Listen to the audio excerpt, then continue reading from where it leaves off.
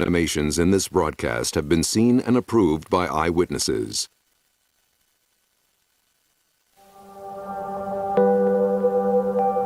Do you believe in flying saucers? It's coming this way.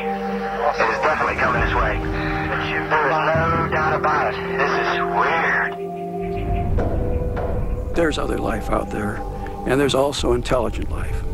That doesn't mean it's easy to find. It's quite natural to wonder about our place in the universe. To suggest that we're alone is inexcusably egocentric. The federal government knows fully well what is taking place with regard to the UFO phenomenon.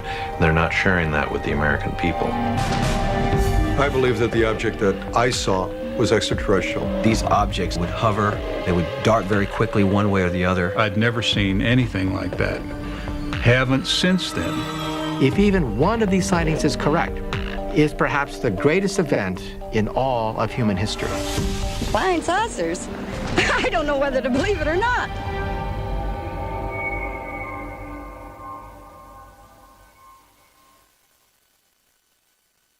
Hello, I'm Peter Jennings.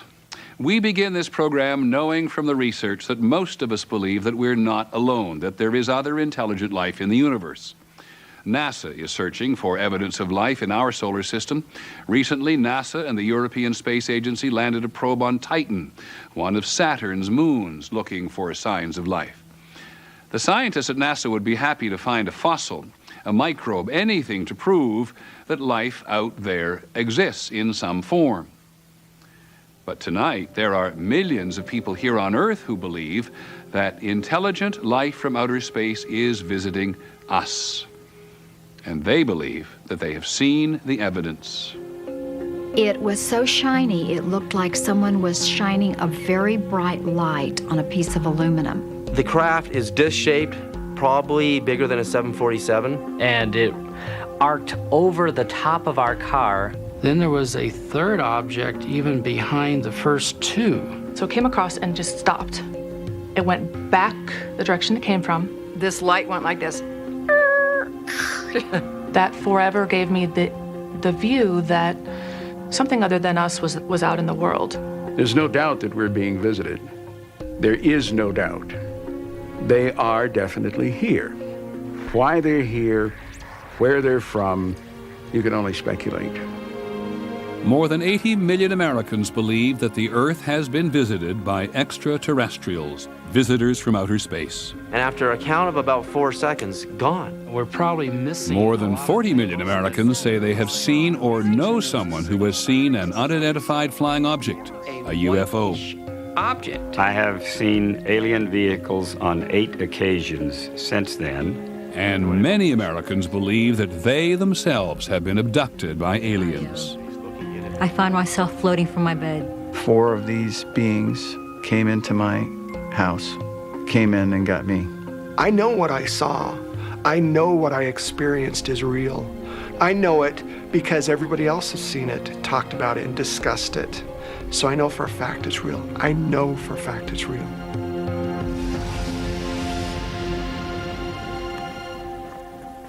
Real to some, fiction to others. Most scientists would rather look for life in a grain of sand than believe that aliens are here among us. When I look at the evidence that aliens have visited Earth, I don't find any of it compelling. None of it, I think, passes the rigorous tests of scientific evidence. So these patterns are made by the drawings. NASA scientist Dr. Chris McKay studies life in California's Mojave Desert, looking for clues to how life might exist on a dry, barren planet like Mars. Here in the Mojave, I know that there was life here. I can reach down in the soil and pull it up and analyze it and find evidence that there was life here when there was water here. I'd like to do the same thing on Mars. Scientists, including McKay, believe that the universe is so vast there must be other places where life exists. If you look at all the people interested in life beyond Earth, there's scientists and UFO searchers. What we all have in common is a belief that there's life out there. We really have that commonality. The difference is how we approach what to do with that belief. What I do with that belief is approach the problem scientifically. So I don't disparage or ridicule the UFO phenomenon. I see it as, in a sense, a shadow of the same kind of work I do. The UFO phenomenon, only a shadow of mainstream science. But people throughout the world believe that unidentified flying objects are spacecraft guided by intelligent beings from beyond the Earth. I have no idea. I flashed the light at it. And if you are among the believers, you have probably spent at least a few late nights listening to the program broadcast from this desert compound. Coast to Coast with Art Bell is the place to talk about UFOs, or ufology, as many of his listeners call it. West of the Rockies, you're on the air. Hi. Hey, Art. This is Matt in Colorado. Hey, Matt.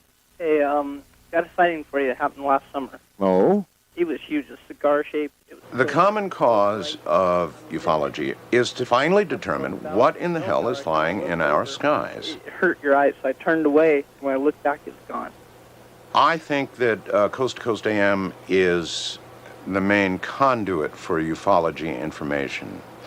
And over my phone lines have come the most informed ufologists, the best scientists, and some of the craziest people you'll ever meet. And was moving very slowly with the cloud cover. It definitely overflew New York City. And I never heard about a triangular UFO until I looked it up and I found that you had seen one. Yep. And Coast to Coast began as actually a political show, kind of like everybody else's political show that radio is infested with. And one day I got sick of doing the same damn thing over and over again, same politics over and over. And I began to sort of inject a little, well, a different kind of programming, you know, aliens and... 3 points of light. The weird thing about them was... Coast to Coast became the fourth most popular program on American radio. It was really weird. Like they were doing a dance? Yeah, exactly. And they went over the rooftop. I think we're fascinated with the whole concept of alien intelligence because it would be so strange if we were all alone. Imagine for a moment how it would feel if we were all alone, if there was no other life, intelligent life, anywhere in all that you see out there. Art Bell and his wife Ramona say they encountered something from out there in 1994. We were on the way home from Las Vegas, about a half mile from where we're standing at the moment. I just happened to look out the rear view mirror and just saw something coming up from behind us. And it looked like it wasn't normal. And I kept saying, what the hell is that? And this thing floated above our heads, doing about 30 miles an hour. That's a good word, float. Yeah. Floated, yeah, it floated. Or had to have been defying gravity, or it was a lighter than aircraft. I don't know. But it was triangular, it was monstrous. The moon and the stars went away, and there it was above us. And we stood and watched it go across the valley and head toward the mountains.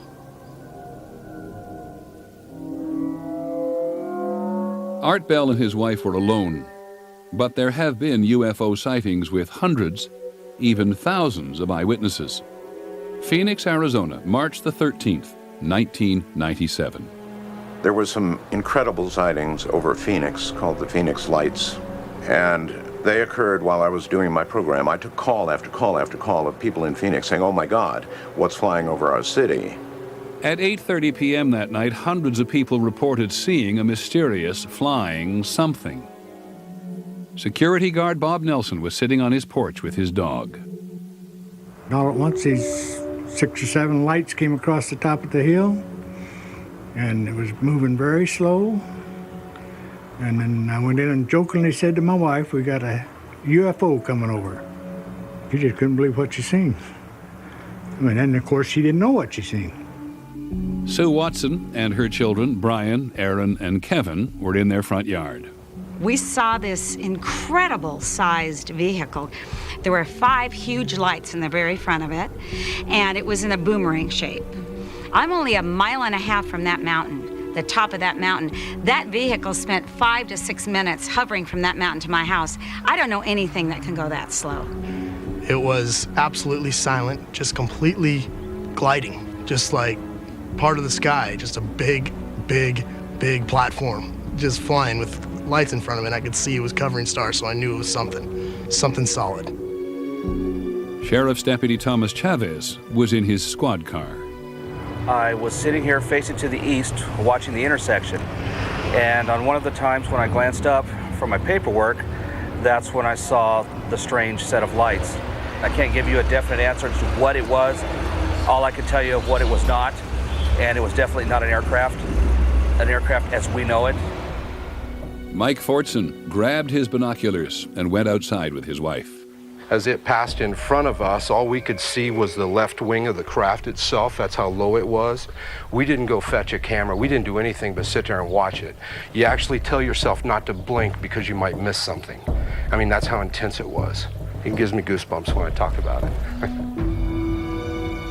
At 10 p.m. that night, thousands of other people reported seeing another series of lights in the sky. What I'm looking at here is a light on South Mountain. Mike Christen videotaped the event from his house on Moon Mountain. When I saw the one light, it was one thing. I was just photographing the one light, and then all of a sudden another one popped up in a different direction. So then I trained the camera on that light, and then another one popped up, and before you know it, this whole thing is starting to happen in front of my eyes, and I'm going, wait, this is something. All right, you tell me what it is.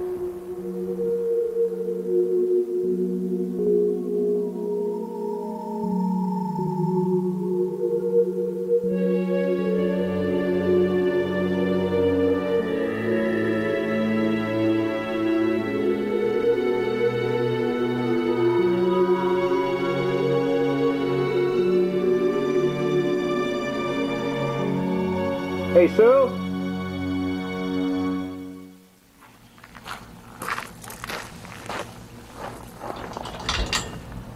James McGahey lives in Tucson, Arizona, which is south of Phoenix. He's a retired Air Force pilot and an astronomer. He is an outspoken skeptic about UFOs. Clearly, today, UFOlogy is a mythology that's based on superstition, wrapped inside a fairy tale, telling a story that's simply not true. What most people see is lights in the sky at night, points of light. They equate that to spacecraft from another world. There's no connection. If you see a light in the sky, you've seen a light in the sky. That's all you've seen. This happened in the case of the Phoenix lights. The lights on the videotape were simply flares being dropped by A-10s on the Goldwater test range. There's nothing mysterious about it. I know what flares look like. These are clearly flares. And some people have said they saw a triangular aircraft flying through the Phoenix airspace. The argument against that is very simple. The Phoenix radar didn't see anything. They were connecting the dots of these objects. That's all they were doing. The bright lights of these objects, they were connecting this and saying it's all one thing. It wasn't one thing. It was 5 different aircraft flying in formation. The people in Phoenix do not believe they were just connecting dots.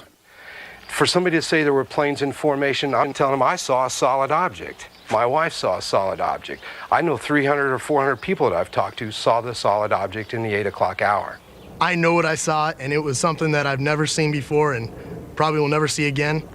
And it was amazing. It was amazing. It was something that is not from here, and that's what's so intriguing to me about it, that it's unknown, the unknown of it.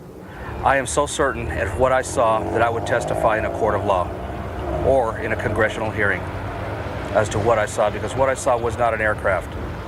I think it was a UFO. I honestly believe that there was a UFO. You don't have to believe me. Nobody believes it, but you'll believe it when you see it. When it comes to unidentified flying objects, seeing is believing. This is the Center for UFO Studies on the outskirts of Chicago. There are files here from thousands of witnesses who report seeing UFOs, and the records go back for decades. The best way to become a believer in UFOs is to have a sighting. If you encounter it directly, you're likely to believe in it because you encountered it.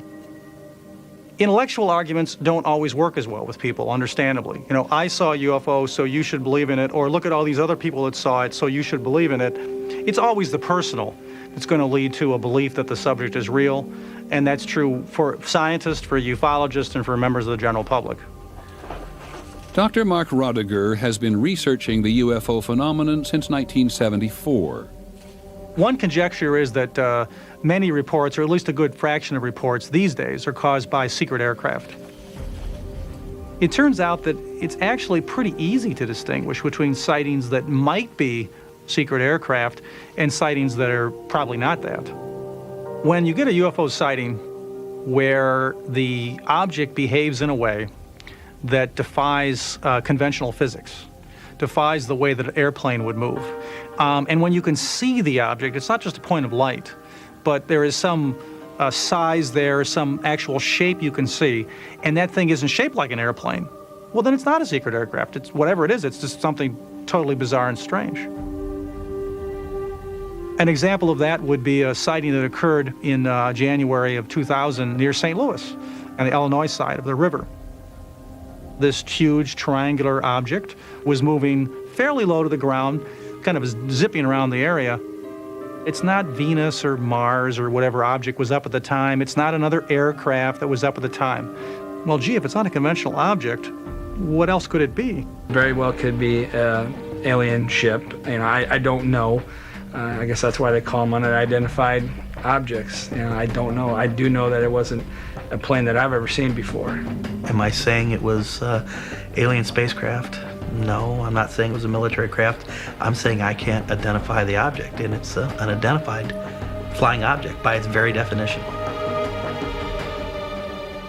There was no official investigation of the sightings in Illinois or Arizona.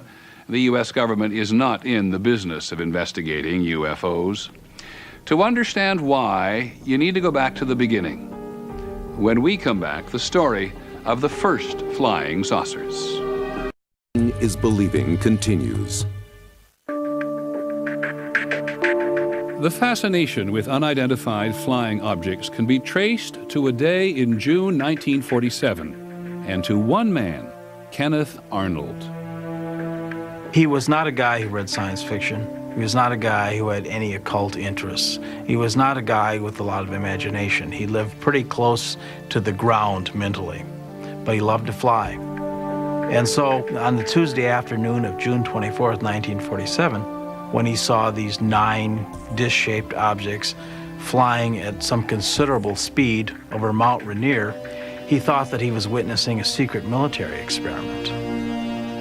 Every newspaper across the nation has made headlines out of it, and this afternoon we are honored indeed to have here in our studio Kenneth Arnold, who we believe may be able to give us a first-hand account and give you the same on what happened. Go ahead, Kenneth. They looked something like a pie plate that was cut in half with a sort of a convex triangle in the rear. I'd be glad to confirm it with my hands on a Bible because I did see it. It's just as much a mystery to me as it is to everyone else who's been calling me the last 24 hours wondering what it was. The press referred to the 9 objects Arnold said he saw as flying saucers. Arnold was such a straight shooter. He was so clearly puzzled. There was no possibility that this guy was making up a strange story. Arnold's sighting just seemed to catalyze everything.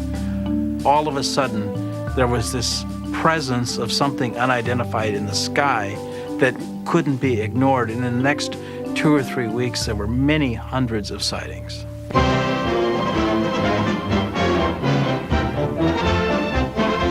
Army fighter planes are on patrol for flying saucers. Cameras installed to photograph them. So many objects were being seen in the sky by so many people that the Army Air Force launched an investigation. They're seeing flying saucers everywhere.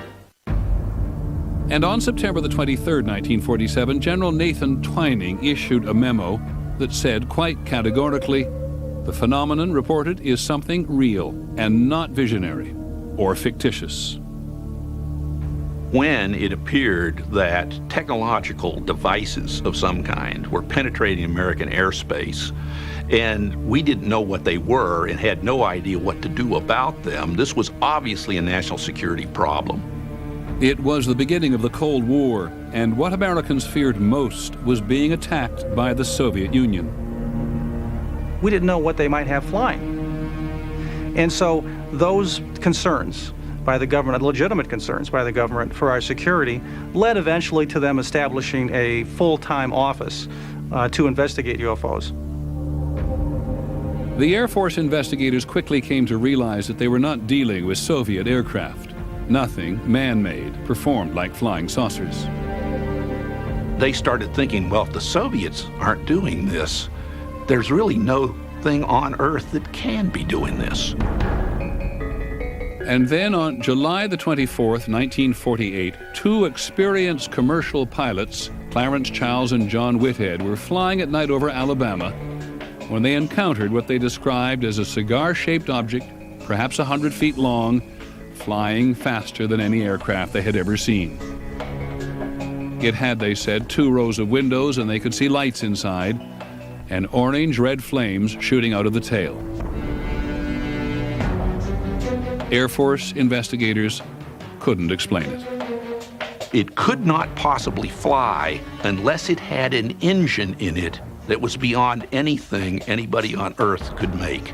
And this, in a sense, was their proof that they were dealing with the extraterrestrial technology. The Air Force investigators trusted the testimony of these experienced pilots and were forced to consider the incredible. Since 1948, there have been thousands of sightings by commercial and military flight crews. March the 12th, 1977. I was flying a trip from San Francisco to Boston, non-stop in a DC-10. It was an Airbus 320, and we had 24 passengers on board with very good condition. We were at 39,000 feet. We were just north of Dallas-Fort Worth. It was a beautiful, clear night. Out of nowhere, some lights appeared.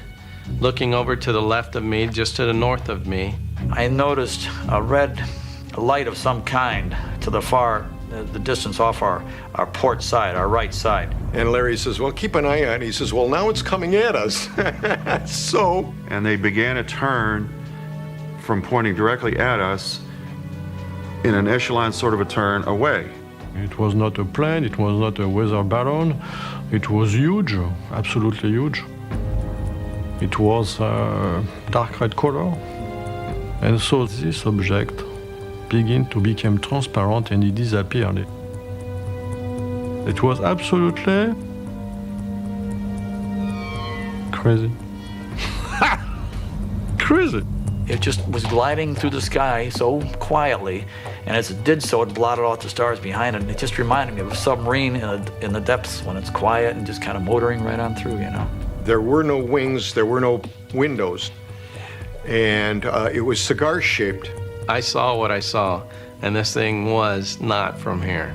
I watched this big, gigantic light go out behind our left wingtip, and then as the turn progressed, it disappeared in the distance off to the back at a very high rate of speed. I've flown all the jets. I flew in the war. I flew B-17s in the war. Everything. I've got over 30,000 hours of flight time and never had a sighting as that one. So it was once in a lifetime. In the fall of 1948, Air Force investigators were convinced by the testimony of pilots. In a remarkable top-secret report to General Hoyt Vandenberg, the Air Force's Chief of Staff, the investigators said the Earth was being visited by alien spaceships. They took it so seriously that they risked their own careers by writing an estimate of the situation that they sent on to higher headquarters and said that UFOs, some of these UFOs could be extraterrestrial, which of course was not received well by the Pentagon. Hoyt Vandenberg looked at this thing and he said, I cannot accept this. I cannot accept this kind of conclusion because you don't have concrete proof that that's what kind of a device we're dealing with. The eyewitness accounts from experienced pilots were not enough for the general. The Air Force wanted the flying saucer phenomena to go away, but the popular fascination with mysterious flying objects was growing.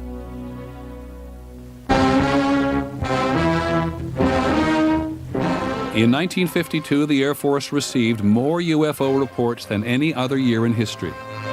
The sky is the stage, the actors, so-called flying saucers. And they're back on the scene with some new twists.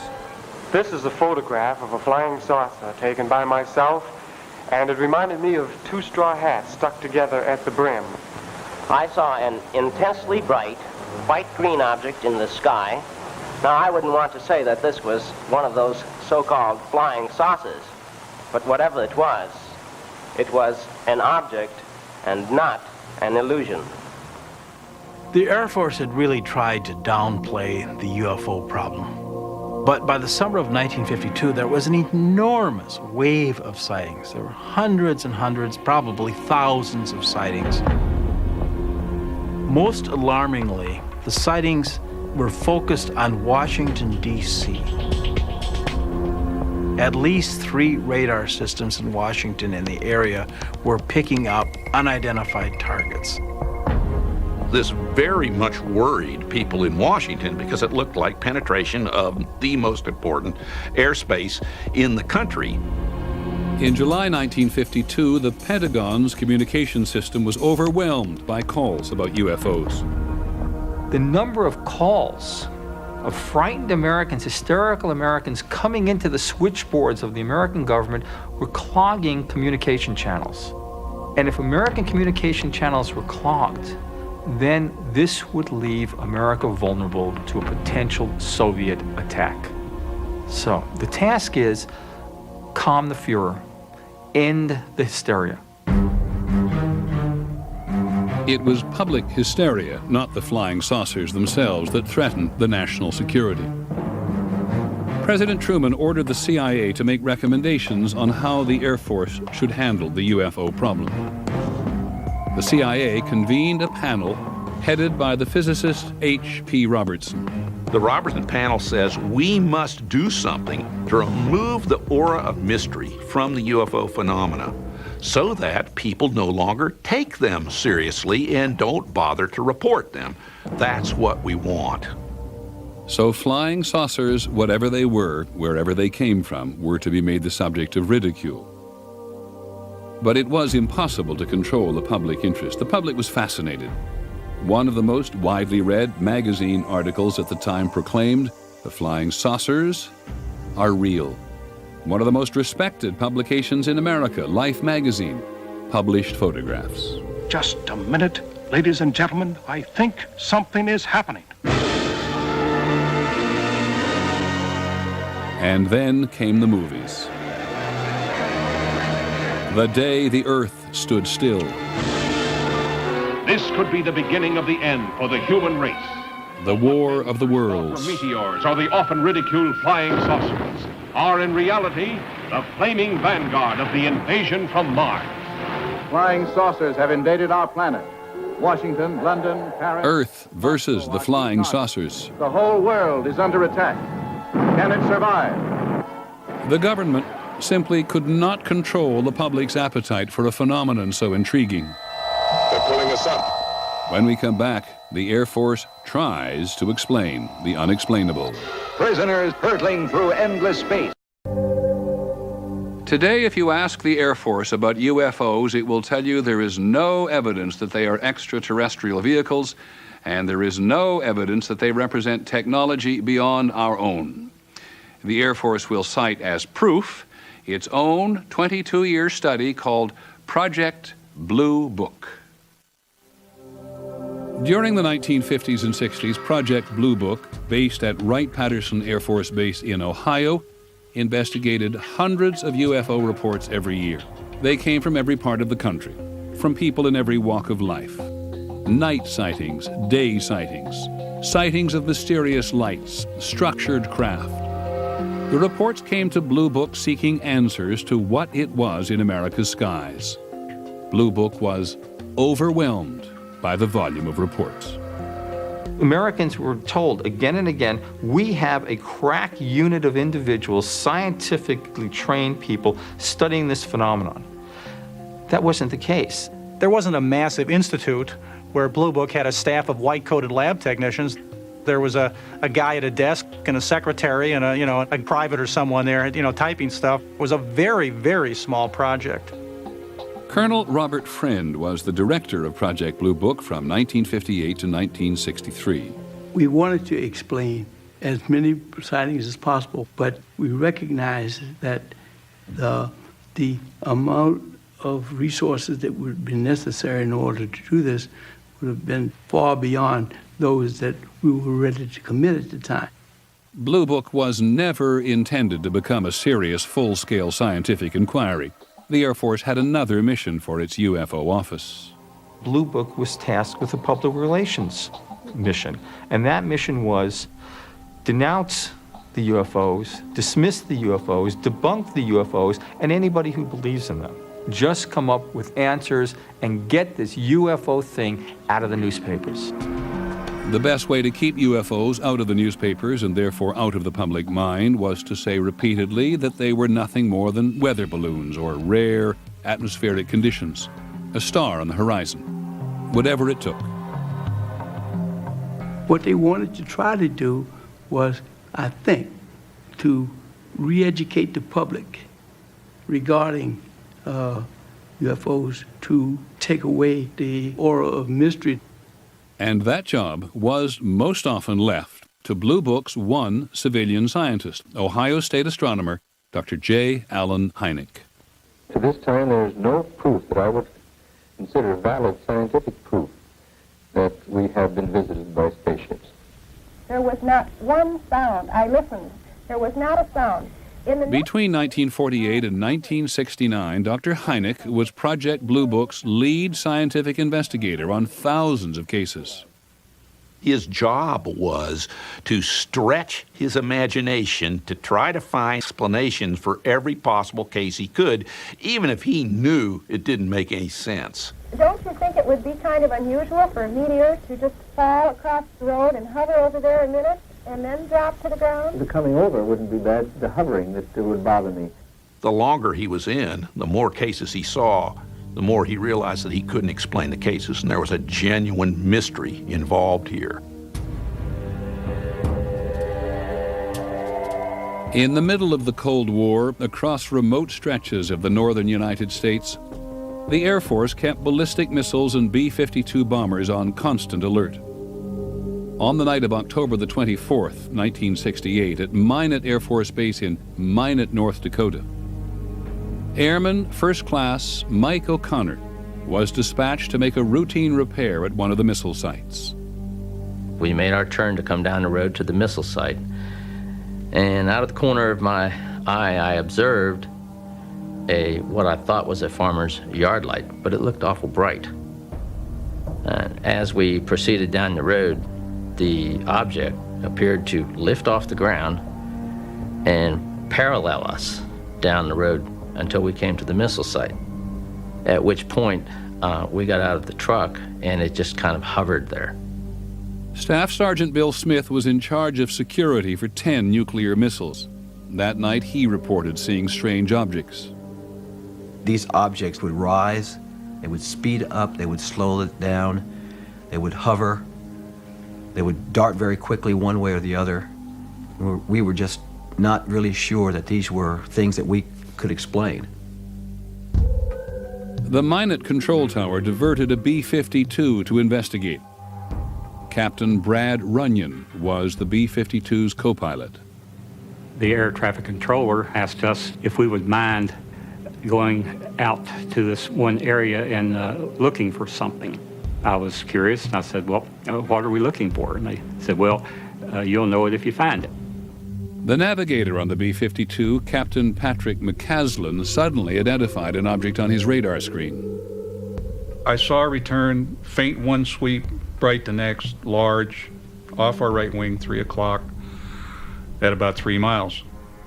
And at that point, I asked the radar navigator to turn on the camera, which would then take pictures of whatever was on the radar screen.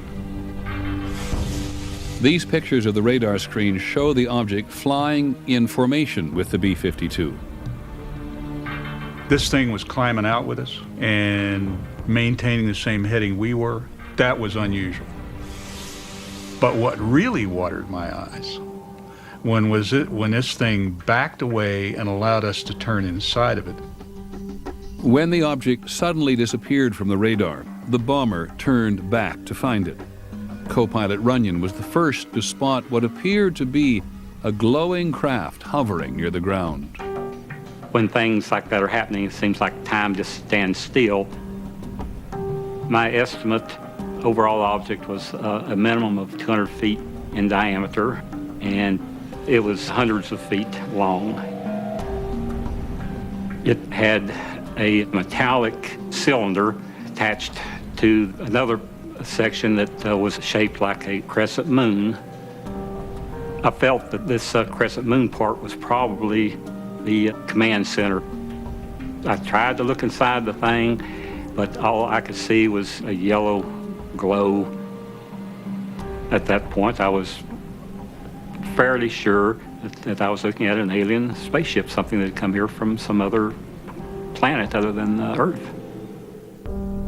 Co-pilot Runyon and the other crew members of the B-52 reported their sighting when they returned to the base. According to Blue Book's investigation, the crew of the B-52 and 16 witnesses on the ground said they saw a UFO that night.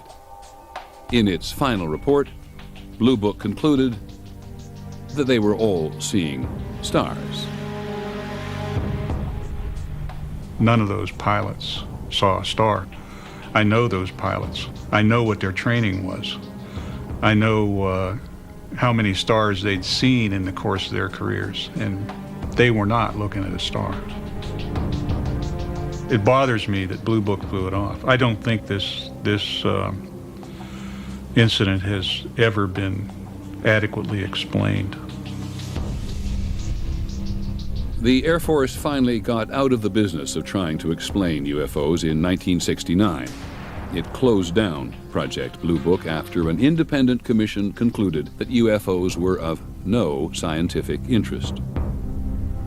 There was one loud dissenting voice: Blue Book's once skeptical chief scientist, Alan Hynek. After more than 20 years and more than 12,000 UFO investigations, Dr. Hynek had become a believer. In Blue Book, for instance, we would get reports from military pilots, and that was particularly embarrassing to the Air Force because after they had trained those men, and they could say that a civilian pilot might have been untrustworthy, but they could hardly say that of their own military pilots, and we got case after case after case from military pilots which never hit the press. The difference between Alan Hynek and the people he worked with in Blue Book was this. He was a scientist and they weren't. And he never forgot that he was a scientist. The Air Force paid his checks and paid him well. But they couldn't quell his scientific curiosity. And it was his scientific curiosity that finally won out. And that will, I think, probably at some point in the future history of science, will earn Alan Hynek a reputation as a courageous and principled man. Dr. Hynek spent the rest of his life investigating sightings and calling for a serious scientific inquiry into the UFO phenomenon. Most of his fellow scientists rejected his opinions.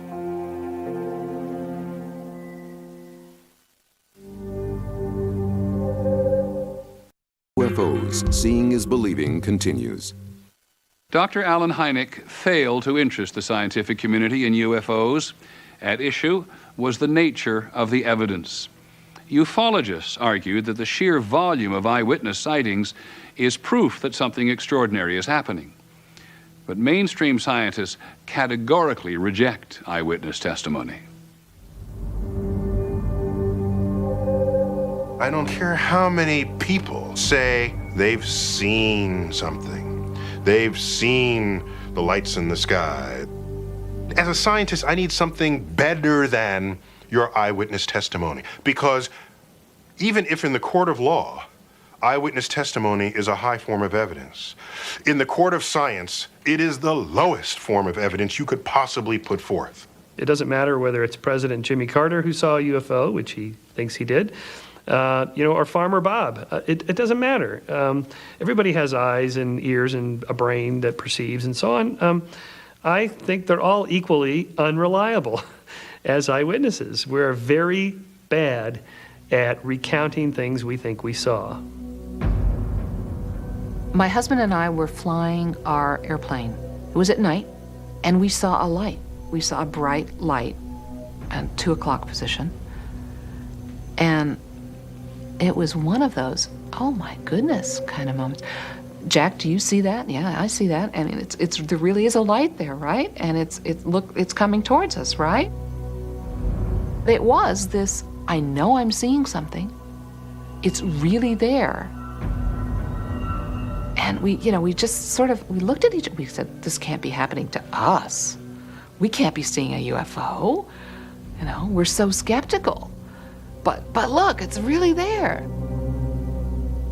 And then clouds that we didn't realize were there spread apart enough for us to understand that what we were seeing was a piece of the moon, that it was just shining through a hole in the clouds. Things are often not what they seem. For scientists, seeing is not believing. For them, only physical evidence will prove that UFOs are visiting Earth. They do believe that life exists beyond Earth, and they have spent decades searching for the first piece of evidence.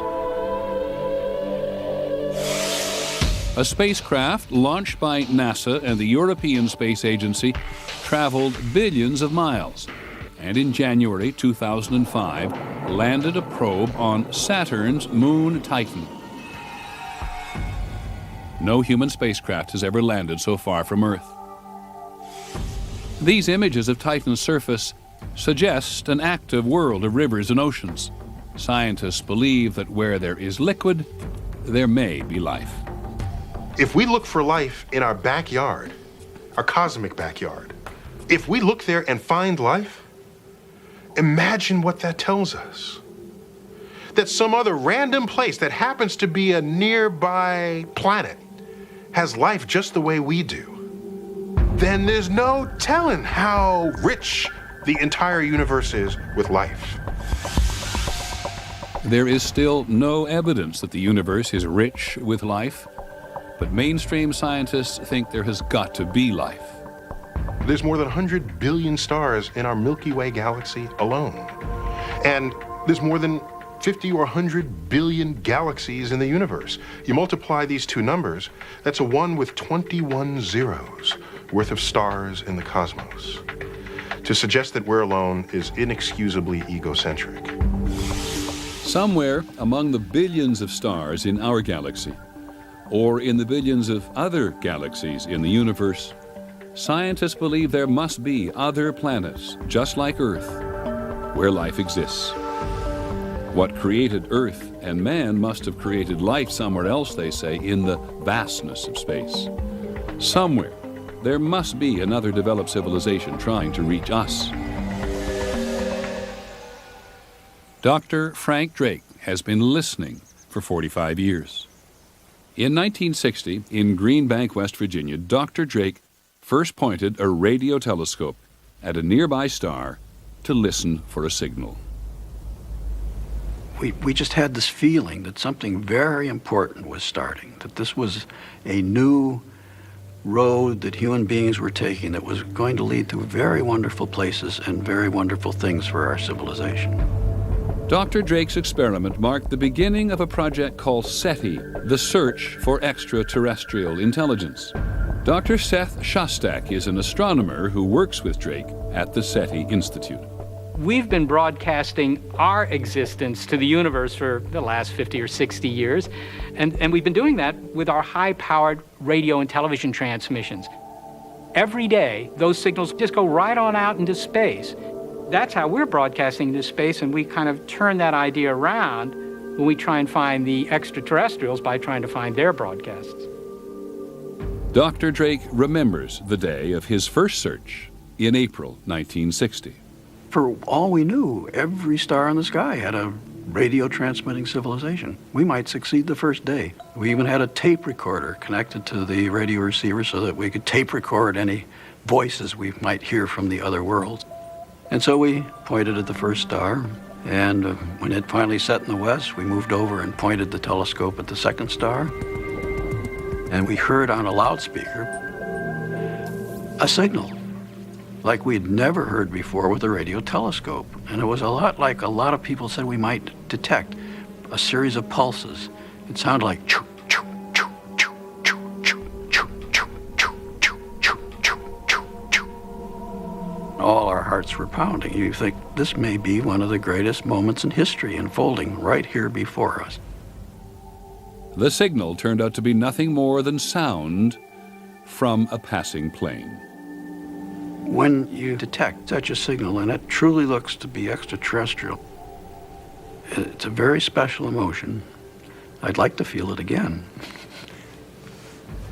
After more than 4 decades, Dr. Drake has yet to hear an alien signal. Dr. Jill Tarter is another astronomer working at SETI. The chances of success in SETI are difficult to estimate. But if we never search, the chance is 0. So I think what we ought to do is search. Seth, you can see the telescopes. Oh, yeah. The two shiny. Yep. I see them. At Hat Creek in Northern California, SETI is building an array of telescopes that will search for signs of extraterrestrial intelligence on a scale never before attempted. The project is named after its largest donor, the co-founder of Microsoft, Paul Allen. All right, let's go. This observatory is sited in a very quiet pastoral valley, mostly cows and a few people. It's going to change a whole lot when we put 350 telescopes in here, and it's going to change even more if indeed those telescopes detect a signal from someone else's technology. Of course, we don't know how many civilizations out there might be broadcasting signals that we could pick up. The faster that you can go through all that heavenly real estate, the sooner you're going to find a signal. And if that happens, this is where it will happen. It'll happen right here. This is kind of the portal to the cosmos. This is the place where we're going to crack the crystal of isolation that has surrounded this planet for 4.5 billion years. Right here amongst the trees and the lava and the bright sunshine. And drink a little champagne along the way. We will build it, and I hope they will come, or at least in the form of their radio waves. Some UFO believers belittle SETI. Why search the heavens for an elusive signal, they ask, when the extraterrestrials are already here? If I thought that extraterrestrials were really visiting the Earth, I wouldn't be doing this. None of us would be. Why would we go to all the trouble of building this very complex equipment and these expensive antenna arrays and so forth and so on if they were here? It's just not proven that any UFO is a spacecraft from another intelligent species. On the other hand, it must be said that we haven't shown that the extraterrestrials exist either. But we don't make the claim that we have. I think that's a big difference. We will only claim success when we really know we have found something extraterrestrial. If we claim something, there will be data to back it up. Doggone it, we're going to tell you it's up there at these coordinates in the sky. It's at this spot on the dial at this frequency. So take out your own antenna and go out and verify it. We would encourage you to verify it. Okay? And that's the difference between science and myth-making. When we come back, the making of a myth, the story of Roswell. Seeing is believing continues.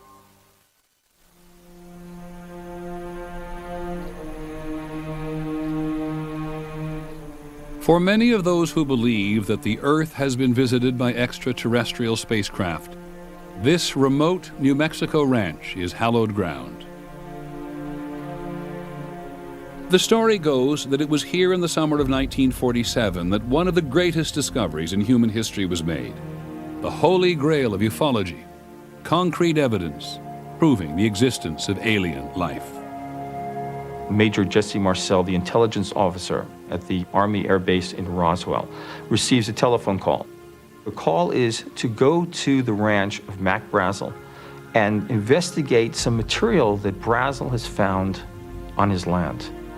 Marcel goes to the ranch and brings back a load of debris. And this stuff was extraordinary. Jesse Marcel was absolutely convinced what he found was extraterrestrial. that the debris was nothing of this earth. Marcel loaded up his car with the strange wreckage and drove the 75 miles to Roswell. He stopped at his home to show his wife and 11-year-old son Jesse Jr. what he had found. Woke my mother and myself up saying, I want you to look at this. I mean, I can remember it just like it happened yesterday, the type of material that was there. The most curious part of the debris that I saw were the I-beams, the structural members with pinkish violet writing along the inside surface. It's more like geometric symbols. It was very impressive. When you see something that impressive, even as an 11-year-old, it stays with you. Jesse Marcel Sr. took the debris to the Army Air Force Base at Roswell early in the morning of July the 8th. And by noon, the base commander, Colonel William Blanchard, authorized a press release proclaiming that what Marcel had found was the remains of a flying saucer. Headline edition, July 8, 1947. The Army Air Forces has announced that a flying disc has been found and is now in the possession of the Army.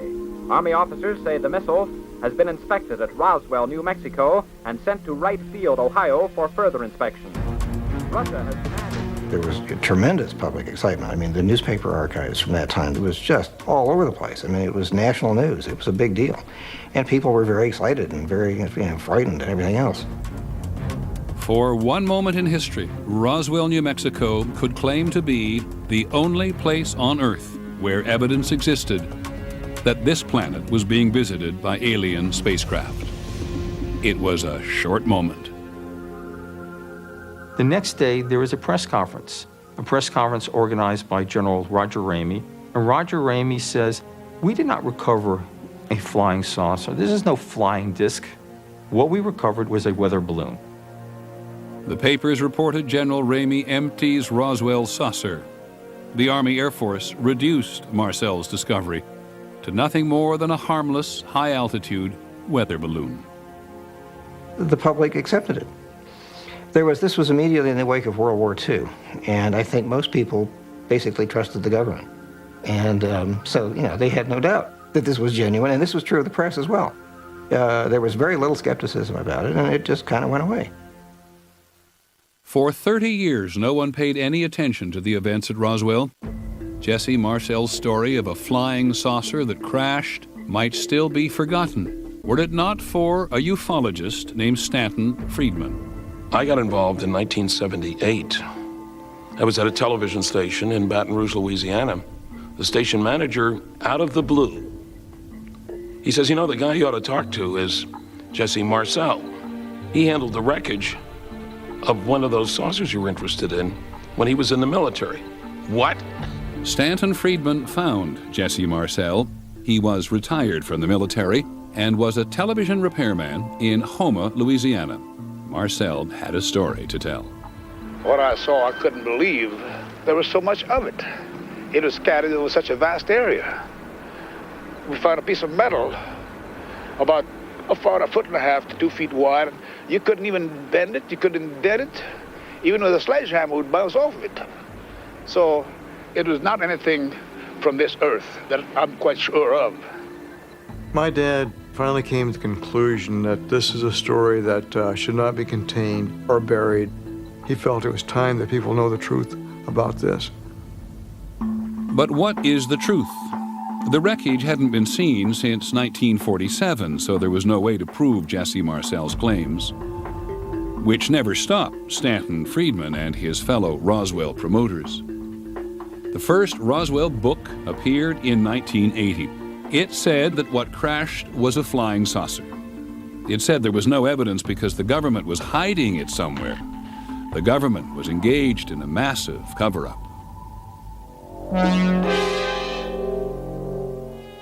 If there has been a UFO cover-up, it began in Roswell, New Mexico.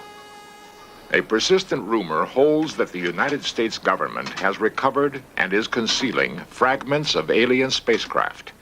Fragments and more. This all came together at a time when people were ready to buy into conspiracy. And then, in 1989, Unsolved Mysteries did the recreation of the whole event. and off to the races we go. This Air Force base here in Roswell, New Mexico, was the center of a controversy back in 1947 that over 40 years later still remains unsolved. Jesse Marcel's story about a day long ago was becoming an article of faith, and the promoters were busy spinning it everywhere they could. You think there was a government cover-up? There's no question about that, not only about this case, but lots of other UFO cases. After investigating for their new book, Kevin Randall and Don Schmidt are convinced it was a military cover-up. A parade of new witnesses came out of the woodwork to share the limelight with tales of secret government activity and alien bodies found in the wreckage. The small nose, eyes like this. About how tall? About 5'3", 5'4", somewhere as tall as that thing. Are you saying that extraterrestrials were found in Roswell? Yes. Dead? Dead extraterrestrials were found, no question about it. This is an incredible story. Aliens, the federal government, intimidation, we have a bestseller on our hands. The people who are promoting Roswell realize that there is a gold rush to Roswell. There is money to be made.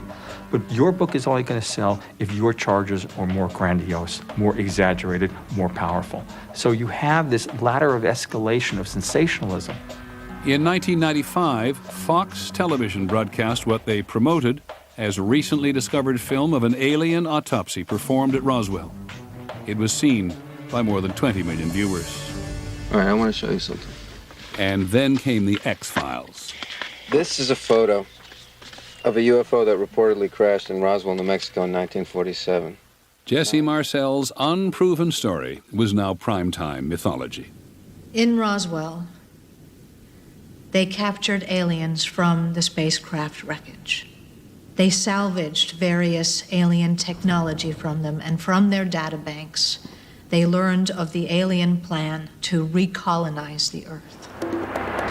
Decades after something fell from the sky outside Roswell, this remote New Mexico town had hit the jackpot. It didn't matter that there wasn't a shred of evidence to support the claim that a flying saucer crashed here. It didn't matter that there were no credible witnesses to alien bodies. On the 50th anniversary of the alleged crash, 65% of Americans told a Time magazine CNN poll that they believed the story. The myth, that is. The crowds come to celebrate the place where the truth about flying saucers and alien life was revealed. As for the strange debris itself... Good afternoon, ladies and gentlemen. In 1994 and 1997, in reports called the Roswell Incident and Case Solved, the Air Force offered its explanation. We're confident once the report is out and digested by the public that this will be the final word on the Roswell incident. The conclusion of the first report left no doubt that what was recovered near Roswell, New Mexico in July 1947 was debris from a formerly top-secret Army Air Forces research project, code-named Mogul. Project Mogul was so secret it had the same security classification as the project to build the atomic bomb. These high-altitude balloons, with their instrumentation, were designed to detect Soviet nuclear tests. They were tremendous in size, as long as 650 feet. And in 1947, nothing else on Earth looked like this. When I began to look at the reports from that project and see the kinds of materials that were used, weather balloons, aluminum foil-covered radar targets that had struts that had funny little markings in purple and pink all over them. And then I took a look at the descriptions of the genuine debris that was found. It all matched. It all fit. So the irony of all of this is that the great Roswell mystery, the great Roswell cover-up, arose from a real cover-up, but the intent was not to protect knowledge of a crash flying saucer, but to protect a very earthly project. To this day, Roswell's true believers dismiss everything the Air Force had to say. They believe the government cover-up continues. I think that Roswell has become an article of faith for many people. It happened, and that's all there is to it, and don't confuse me with the facts. I don't think that the hardcore believers will ever give up on Roswell. They cling to a myth that here outside Roswell in 1947, the question of are we alone was finally answered. It was not. UFOs Seeing is Believing will return in a moment. UFOs Seeing is Believing continues. If you were to go to a UFO convention, and there are hundreds of them every year, you would likely find a lot of attention being paid to people who say they have been abducted by aliens. Reporting the UFO story is incomplete without this facet of it. However you judge the people you're about to hear, bear this in mind. The serious psychologists you will also meet tell us there's no reason to believe that your average abductee is any more psychiatrically impaired than the average person in the population. We're perfectly normal people. We're probably your coworkers, your family, or your friends, and we're having quite extraordinary experiences. And we're all trying to understand what's happening to us, who's doing it, and why. I had gone down to bed that night when 4 of these beings came into my house. And I was still awake, laying down in my bed. I don't know where they came from or how, but they came in very fast into the room, heading toward me. And then they were all down the side of my bed, 4 of them, again, to my right. I turned to face them. I mean, I really, literally thought I was going to die. The beings measured 3 feet 11. They appeared very cold. It's really, really disturbing to be in a room with something that isn't supposed to exist. I was taken on the craft. I was brought to some very contained room. I can't talk about what was done there because it's too personal. It's just unbelievable. They're in my room. They're in the room. The 2 are on my left. 2 on the left? Yeah, they're with me again. They're on my left. They're there. Bud Hopkins is an artist who spent the last 25 years exploring his belief that aliens are among us and have been abducting people. And what do they look like? 4 foot tall, 4.5 foot tall. Hopkins records story after story of people being taken onto spaceships and then returned to Earth with their memory clouded or erased. I can't even move.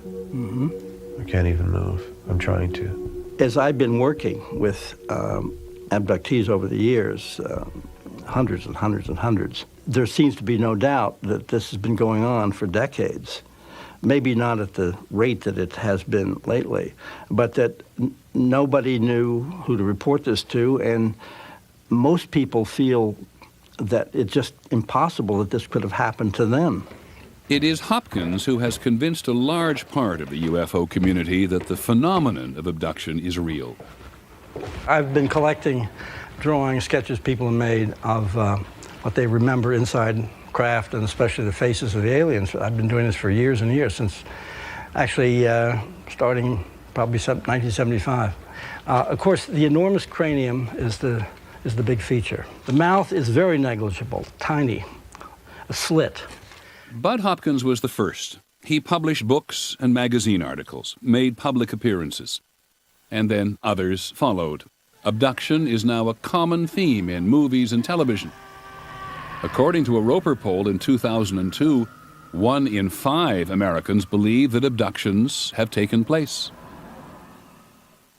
For the so-called abductees, the memories of what they say they have experienced are deeply traumatic. Most of the abduction experiences that I've had have been from my bed in the middle of the night. This is not all, however, the great majority. I will be in bed and I will somehow sense fear. I'll sense something in the room, and at some point, I can't move. I couldn't move my head left or right, but I could kind of look down at the foot of the bed, and I saw people standing at the foot of my bed. I see these eyes are just looking right through me. And then I don't remember anything. I woke up the following morning The person may remember the beginning of an experience and the ending, but they don't remember what happened in between. And they're quite tormented by this. They come to me and we proceed with the investigation. In most cases, Hopkins uses hypnosis in what he says is a way to connect the person to memories that have allegedly been repressed. Just feeling comfortable, relaxed. Hypnosis has been extremely useful. When the person is physically relaxed, some of the static can be cleared away and the person has a clear recollection of what happened. You're in bed. 1, this is a long time ago, we're just going to see what it was. 2, right on the edge. 3. He's looking at me very closely. I'm saying he, but I don't know, it feels like a he. One of the things, of course, that caught my attention from the very beginning was the similarity of these cases and the details that were coming up over and over again. Through hypnotic regression, I came to realize that there was a spaceship, maybe 100 feet in the air off to the left of front of my house, and an alien came in, was next to my bed. It put its hand out, and I put my hand out. Sort of a chalky skin, very dry to the touch, and I don't really remember how, but suddenly we were sort of floating. They brought me in front of a being that was so horrifying that I'll never be able to, put it out of my memory. It was a very tall, probably about 7 foot tall. Very tall and very thin and very scary, and sometimes insect. almost like an insect, very frightening to me. And I found myself in this room, and I was lying on this stretcher, and this being, I don't even know how to say this, he started to put my legs apart. They put like a jock strap on you of some sort with a tube attached to it, and it runs to a machine, and they somehow extract sperm. I don't know how they do it. And this female brought a baby, and she sort of handed him to me. And I instantly said, this baby is mine. I know he's mine. She pulled the baby away from me and said, no, this baby is ours. 5, you're starting to wake up. 4, waking up. 3, almost awake. 2, 1, fully awake. I'm glad we did that. Yeah. We didn't know those things. Yeah. Bud has been looking at it for a long time, and I very much like his understanding of it and how he helps people. He's a good man. Hopkins' reliance on hypnosis to recover memories is challenged by professional psychologists. There is no evidence that hypnosis will help you retrieve memories, or if it does retrieve memories, that the memories that get retrieved are in fact accurate. What does happen under hypnosis is that you feel that the experience is real, or it lends credibility to what's emerging. But most likely what's emerging is the product of fantasy and of suggestion. Dr. Susan Clancy and other research psychologists at Harvard University who have worked with the abductees think that a common sleep disorder can explain much of the abduction experience.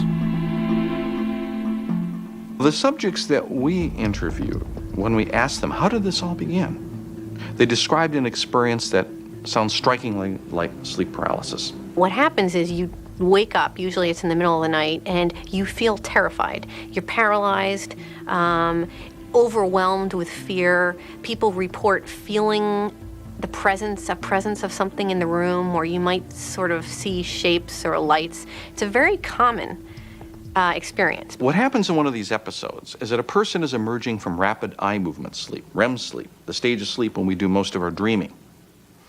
When we are in REM sleep, our entire body is paralyzed. It's probably a good thing, otherwise we'd act out our dreams. But in one of these episodes, what happens is that the person's eyes can open, they can see their bedroom, they're awake, they're conscious, and they're also aware that they're totally paralyzed. And suddenly they feel tingling sensations coursing through their body. They'll see lights flashing, sounds buzzing, and feel a sense of presence in the bedroom. If you don't know what this is, it can be a very frightening experience. These sorts of episodes have been reported throughout history and throughout cultures. The incubi, the succubi, the demons that used to visit people in the Middle Ages. But in our subjects, these visitors in the bedroom are interpreted as aliens.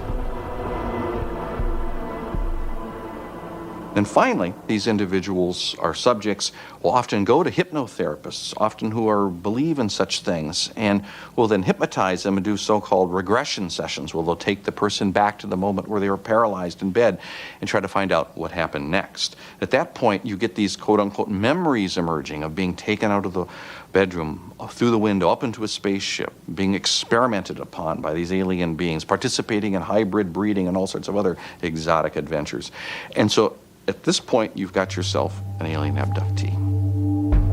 The abductees reject any psychological explanation. They believe their experiences are real.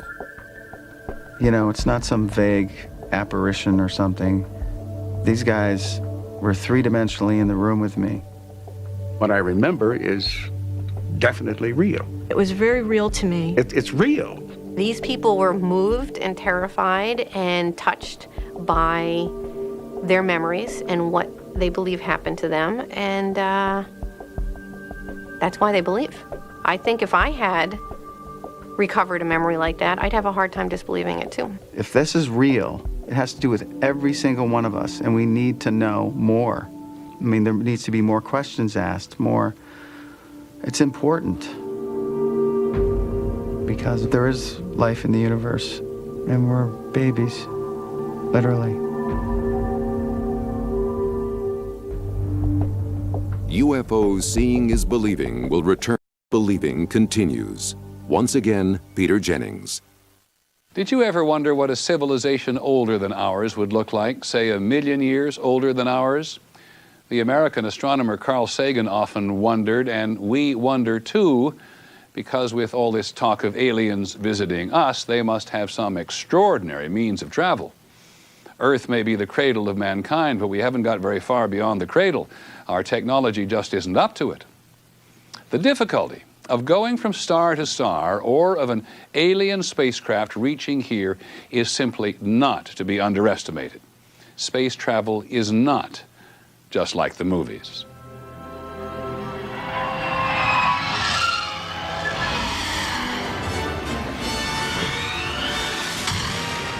Anybody who goes to the movies probably figures that interstellar travel is just a matter of having, dilithium crystals and Scotty down in the engine room, and you can do it. It's borderline on the simulator, Captain. I cannot guarantee that she'll hold up. Warp drive, Mr. Scott. I don't mean to say that it's impossible to do it. I mean, it doesn't violate the laws of physics to go from one star system to another, but one shouldn't underestimate the difficulty of doing it simply because we see it done every night on television. To seek out new life and new civilizations. To boldly go where no one has gone before. It's more than just a technological problem. It's more than just building a better rocket. The distances are so vast. The energy requirements are so extreme, it would be very, very difficult to travel between the stars. It is a law of science, determined by Einstein, that nothing can travel faster than the speed of light, 186,000 miles per second. The fastest object made by man ticks along at 11 miles per second. Voyager would take 73,000 years to reach the nearest star. Scientifically, we have a rule. You want to be alive at the end of your experiment, not dead. So if you're going to be a part of a space expedition, you want to get there faster than your lifespan. I think the notion of transporting people, as some people think, to other planetary systems beyond our own solar system is so far beyond plausible reality that it's a waste of time. And if we can't go there, many scientists tend to believe they can't come here. Some people slam the door on the question of other civilizations visiting the Earth because distances are so far away. I say, not so fast. Evolution and the final death of the universe. Dr. Michio Kaku is one of the leading theoretical physicists in the world.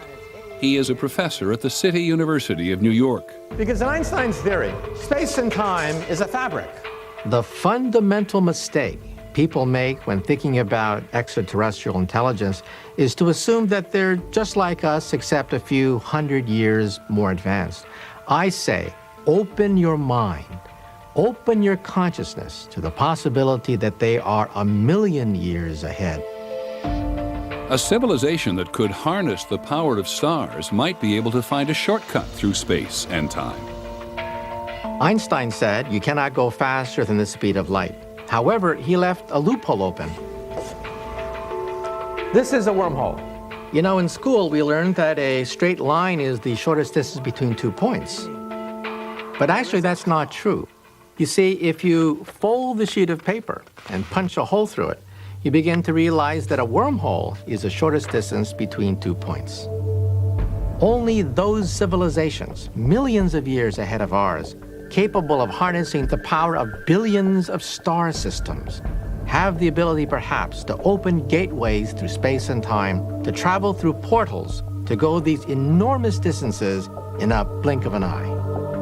A way, perhaps, for an alien vehicle to bridge the vastness of space. You simply cannot dismiss the possibility that some of these UFO sightings are actually sightings from some object created by an advanced civilization. A civilization far out in space, a civilization perhaps millions of years ahead of us in technology. You simply cannot discount that possibility. I have no idea where it was from. I just know that it was one unidentified, and it was certainly flying. It was a UFO, for sure. My God, what did we just see?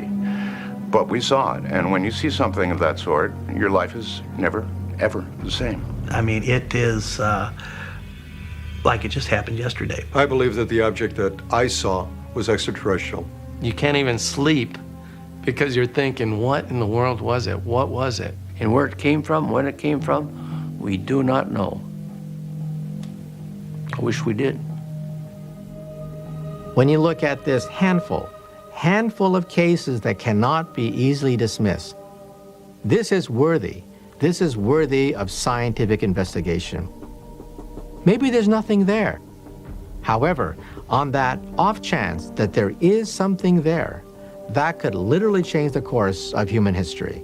So I say, let this investigation begin. Peter Jennings reporting, UFOs Seeing is Believing will return in a moment. Seeing is Believing continues. We have often wondered in the course of reporting on UFOs what we would do if we thought we saw one, who we'd share it with. Most people want to tell someone. Today, if you call the local Air Force Base or even the Federal Aviation Administration, they will tell you they don't investigate UFOs. But they may tell you to contact the National UFO Reporting Center. The center is in Seattle, Washington. It is a clearinghouse for thousands of eyewitness reports that come in every year. The National UFO Reporting Center is really one man, Peter Davenport, sitting alone at his desk in the corner of his living room. Davenport is the only person we met who devotes himself full-time to collecting reports and investigating UFO sightings. This is the heart of the National UFO Reporting Center. A telephone, my trusty tape recorder, spare tape recorder if I need it, reference materials with regard to aircraft, and a website. That is UFO Central, if you will, to coin a term. And as modest a facility, physically speaking, as modest as it is, we nevertheless can collect a lot of information. A lot of information from eyewitnesses to add to the already enormous record of sightings going back more than 50 years.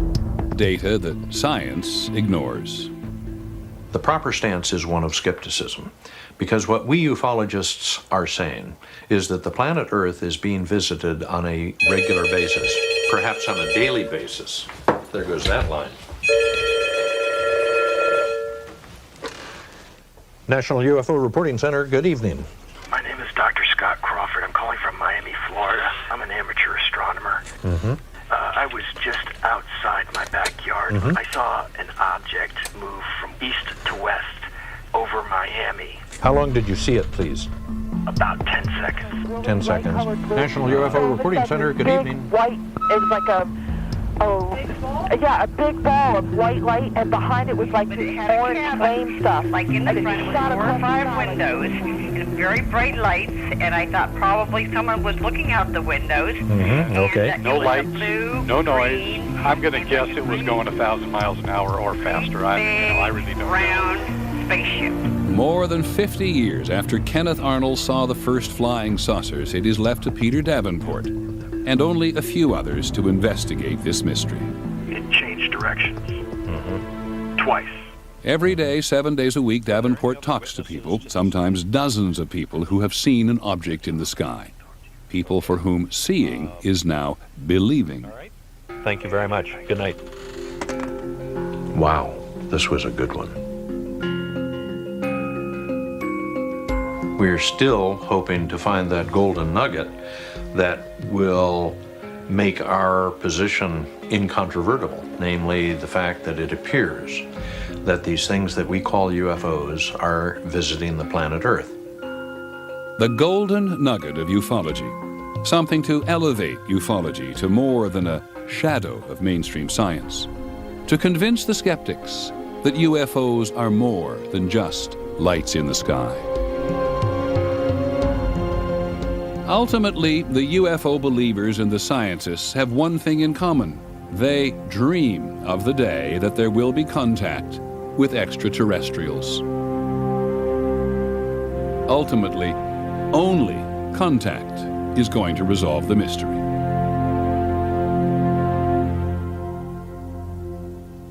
It has been a very interesting journey. I'm Peter Jennings. Thank you for joining us. Good night.